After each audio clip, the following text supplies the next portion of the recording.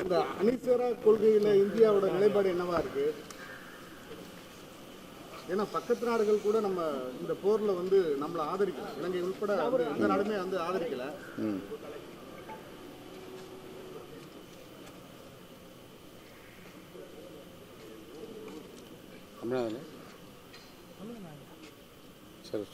பிரதமர் உலகம் முழுவதும் நிறைய சுற்றுப்பயணங்களை மேற்கொண்டிருக்காரு, எல்லா நாட்டுக்கு பிரதமர்களையும் சந்திச்சிருக்காரு, பேசியிருக்காரு. இப்படிப்பட்ட சூழ்நிலையில எந்த நாடுமே நம்மளை ஆதரிக்காததுக்கு என்ன காரணம்? பஹல்காமில் நடந்த பயங்கரவாத தாக்குதலை அடுத்து இந்திய இராணுவம் ஆபரேஷன் சிந்தூர் என்னும் பதிலடி தாக்குதலை நடத்தியது. அதனை இந்தியர்கள் என்கிற ஓர்மையுடன் கட்சி, மதம், மாநிலம் என்கிற எந்த மாறுபாடும் இல்லாமல் வரவேற்று ஆதரித்தோம். ஆனாலும் கூட இந்தியா, பாகிஸ்தான் ஆகிய இரண்டு நாடுகளுக்கும் இடையிலே யுத்தம் மூண்டுவிடக்கூடாது, அது ஒரு பெரும் போராக மாறிவிடக்கூடாது என்கிற வேண்டுகோளையும் வலியுறுத்தினோம். இன்றைக்கு போர் நிறுத்தப்பட்டு விட்டது என்கிற தகவல் பெரும் ஆறுதலை தருகிறது. அந்த அறிவிப்பை அமெரிக்க அதிபர் டொனால்ட் ட்ரம்ப் செய்தார் என்பது புரியாத புதிராக இருக்கிறது. இந்திய அரசு அல்லது பாகிஸ்தான் அரசு இந்த அறிவிப்பை செய்திருக்க வேண்டும். அமெரிக்கா தலையீடு செய்தது, பேச்சுவார்த்தை நடத்தியது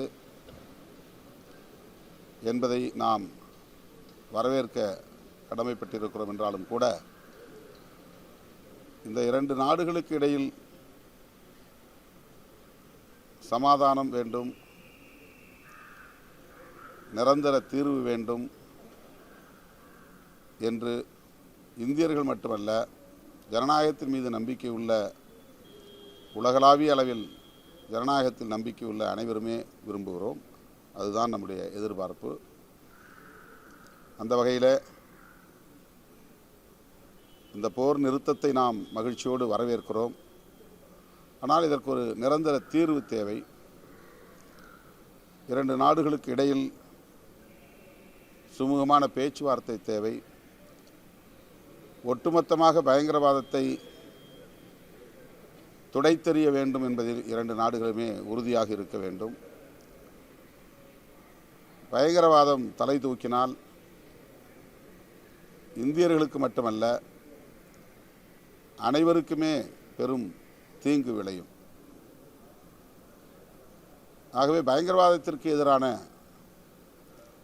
நடவடிக்கைகளை ஜனநாயக சக்திகள் அனைவரும் ஆதரிக்கிறோம். இந்தியா, பாகிஸ்தான் ஆகிய இரண்டு நாடுகளும் இதில் இணைந்து செயல்பட வேண்டும். இரண்டு நாடுகளுக்கு இடையிலே சுமூகமான உறவை பேண வேண்டும், ஒரு நிரந்தர தீர்வை காண வேண்டும் என்று விடுதலை சிறுத்தைகள் கட்சி வலியுறுத்துகிறது. இரண்டு நாடுகளுக்கு இடையிலே பெரிய இடைவெளி உருவாகும், பகை மூளும் என்றெல்லாம் கடந்த ஒரு வார காலம் பெரிய அளவில் செய்திகளை பரப்பினார்கள். போர் வேண்டும் என்று விரும்புகிற சக்திகள் ஜனநாயகத்தின் அடிப்படையிலே போர் வேண்டாம் என்பவர்களை கடுமையாக விமர்சித்தார்கள், அவதூறு செய்தார்கள். ஆனால் இன்றைக்கு ஒரு அமைதியை நிலைநாட்டும் சூழல் உருவாகி இருக்கிறது. இதை அப்படியே பேணி காத்திட வேண்டும். எல்லை ஓர பயங்கரவாதத்தை முற்றாக துடைத்தெறிய வேண்டும். இந்தியாவில் ஒரு அப்பாவி மக்கள் மீது ஏதாவது தாக்குதல் ஏற்பட்டால் உலக வரைபடத்திலிருந்தே பாகிஸ்தான் வந்து அழித்தொழிக்கப்படும் அப்படின்னு சொல்லி அண்ணாமலை சொல்லியிருக்காரு. இதை நீங்கள் எப்படி பார்க்குறீங்க? இதெல்லாம் வெறும் கற்பனாவாதம். அது அப்படியெல்லாம் ஒரு நாட்டை அவ்வளோ எளிதாக அழித்தொழித்து விட முடியாது.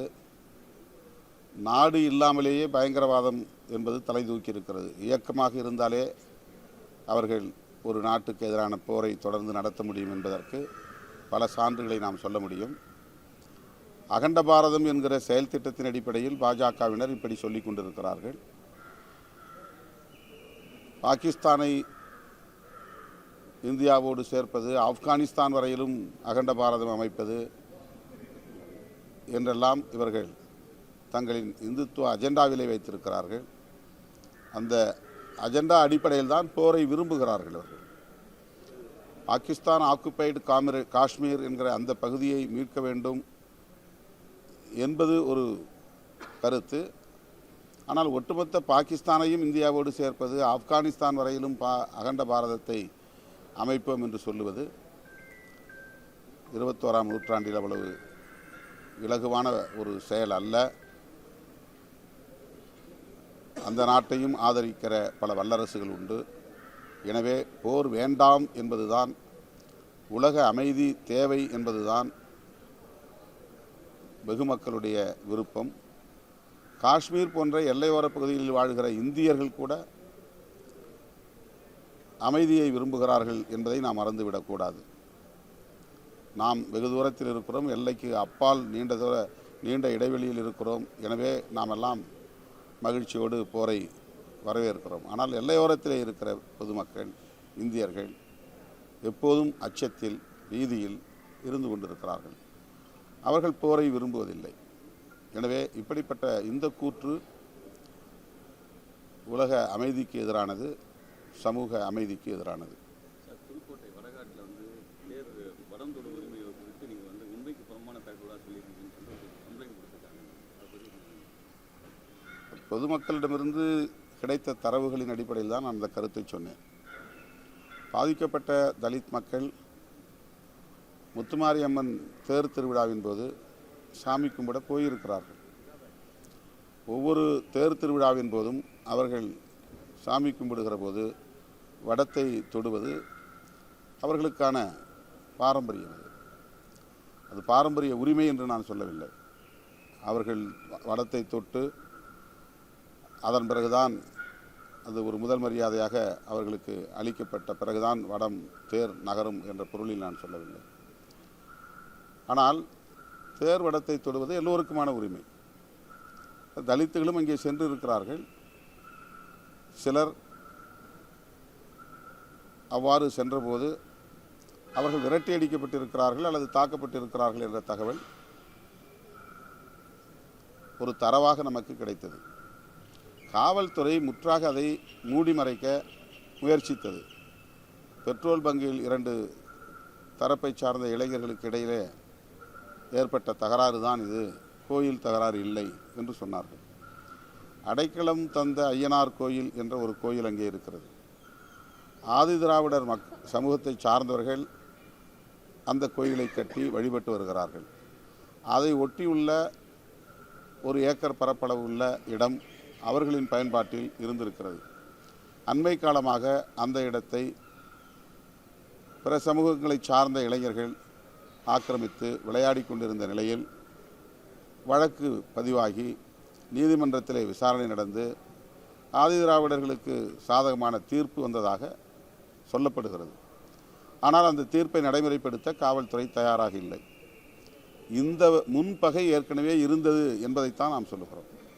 இந்த முன்பகையை ஒட்டி சாமி கும்பிட சென்றவர்களை தாக்கியிருக்கிறார்கள். தேர்வடத்தை தொட்டதனால் ஏற்பட்ட பகை அல்ல. அடைக்கலம் தந்த ஐயனார் கோவில் தொடர்பான வழக்கு, அதை ஒட்டிய முன்பகை, அந்த அடிப்படையிலே சாமி கும்பிடுகிற போது பிரச்சனை ஏற்பட்டிருக்கிறது என்பதுதான் என்னுடைய அறிக்கை. அது தவறாக இருந்தால் திருத்திக் கொள்ள தயாராக இருக்கிறோம். மதுவிலக்கு எதிராக நீங்களும் போராடுறீங்க, டாக்டர் ராமதாசும் போராடுறாரு. முழு சித்திரை நிலவு விழா சமயத்தை ஒட்டி எல்லாமே கடைகள்லாம், டாஸ்மாக் கடைகள்லாம் மூடுறாங்க. எங்கே மூடுறாங்க? எல்லா கடலூரில் 71 கடைகள் மூடிட்டாங்க. சாலைகளில் உள்ள கடைகள் மூடிட்டாங்க. அதை எப்படி பார்க்குறீங்க? கடைகளை நிரந்தரமாக மூட வேண்டும், தற்காலிகமாக அல்ல, நிரந்தரமாக மூட வேண்டும் என்பது எங்களுடைய கோரிக்கை. இந்தியா பாகிஸ்தான் விவகாரத்தில் இந்தியாவுடைய வெளியுறவு கொள்கை வந்து விமர்சனத்துக்கு உள்ளாக இருக்குது. பலர் வந்து சரியில்லை அந்த கொள்கை அப்படின்னு விமர்சிக்கிறாங்க. இப்போ நாம் எந்த கருத்து சொன்னாலும் அதை சில இந்துத்துவ செயல் திட்டத்தை நடைமுறைப்படுத்த விரும்புகிறவர்கள். இந்துத்துவ செயல் திட்டம்னா இந்து சமயத்தினுடைய செயல் திட்டம் கிடையாது. இந்துத்துவ செயல் திட்டம்னா பாஜக அகண்ட பாரதம் என்ற ஒரு கனவை சுமந்து திரிகிறது. அந்த பாஜகவினுடைய செயல் திட்டத்தை தான் நாம் அரசியல் செயல் திட்டத்தை தான் இந்துத்துவ செயல் திட்டம் என்று அவர்களே சொல்லுகிறார்கள். ஆக அகண்ட பாரதம் என்கிற அடிப்படையில் தான் போரை விரும்புகிறார்கள். வெளியுறவு கொள்கைகளையும் அவர்கள் தீர்மானிக்கிறார்கள். இப்போது நாம் அதை எந்த பொருளில் சொன்னாலும் அவர்கள் அதை கடுமையாக எதிராக பார்ப்பார்கள். இப்போ பிஜேபி பாட்டாளி மக்கள் கட்சி இருக்கிற கூட்டணியில் இடம்பெற மாட்டோம்னு சொல்லுறீங்க, அது என்ன உறுதியாக இருக்கீங்க? எப்போவுமே உறுதியாக இருக்கும், எங்கள்கிட்ட எந்த ஊசலாட்டமும் இல்லையே. திமுக பாமக வர மாதிரி ஒரு பேச்சுவார்த்தை போயிட்டு அது வரட்டும், பார்த்துக்கலாம்.